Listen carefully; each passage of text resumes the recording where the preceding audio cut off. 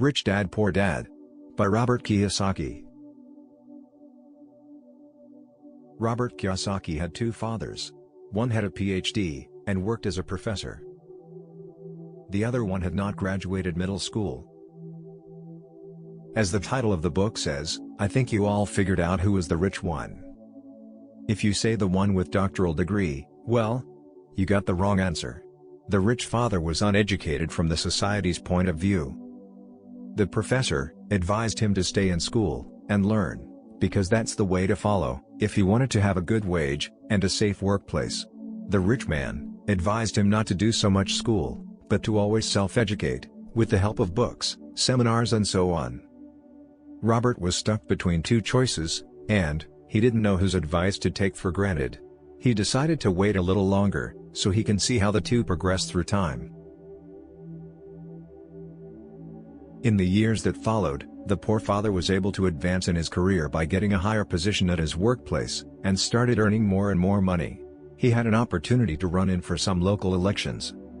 With a moral and civic sense, well rooted in the values he took from books, he went and participated.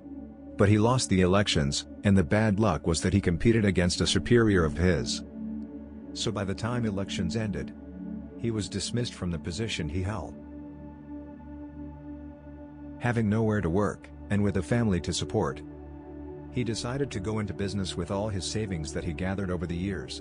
Without a bit of experience, he started an ice cream franchise. But this business did not work as expected. Now, with debts and spiritually defeated, he accepts his fate and lives on unemployment money for the rest of his life. On the other hand, the rich father keeps learning, documenting himself and starts growing different businesses.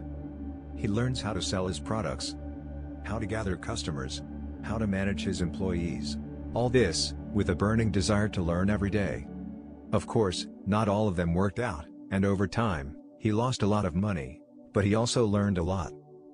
Remaining with an unblemished spirit, he finally broke through and started earning a lot of money. The kind of money the rich father only dreamed of.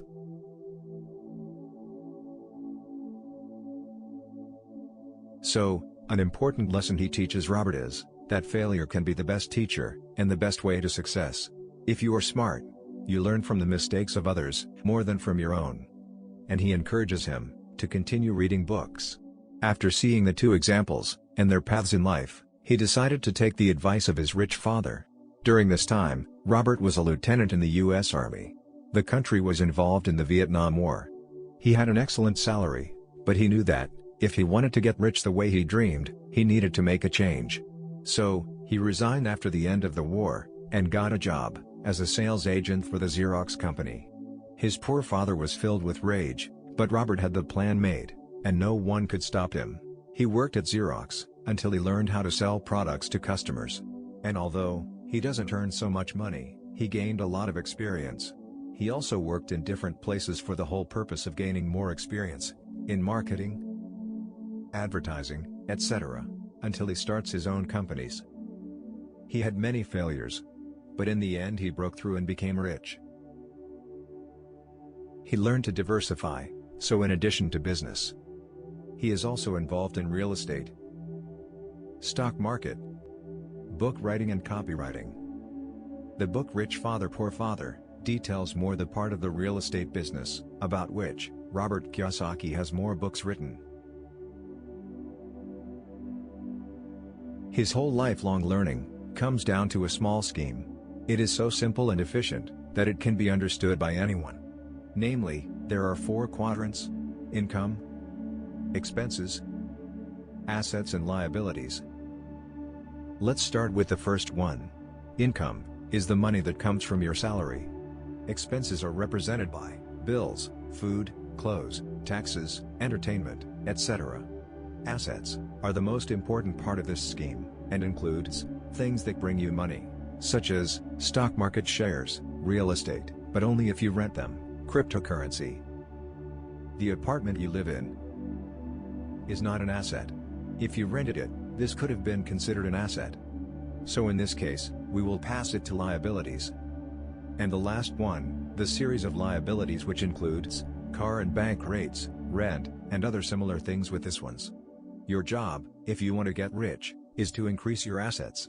Let's say you have an income of $2,400 per month, and you save a certain percentage, between 10 and 90% each month, depending on how much you can afford. The more you save, the more your assets will grow, and you will get rich faster. And with the money from the assets, you will put all that into income, and that will automatically return to the assets. This is the cycle you want to diversify. The most majority of people, the more they earn, the more they spend. So, instead of putting them in assets, they turn their attention to the liabilities and expenses. They will start buying a new car, eating only at the restaurants, and buying expensive accessories and jewelry. So, as you realized, this is the key to failure. If you want to get rich, turn your attention to the assets, and try to improve your skills of investing and reinvesting the money earned in as many sources as possible that can generate financial incomes in the future. The earlier you do this, and the more money you save each month, with a clear intention of reinvesting, the faster you will reach financial independence. Put the money to work for you by thickening your assets, so you will never have to worry about money again. I will end this review with a quote from the author Robert Kiyosaki.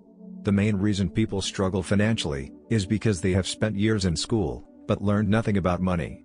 The result is that people learn to work for money, but never learn to have money work for them. If you liked this video, don't forget to give a thumb up, hit the subscribe button, to see other similar videos in the future.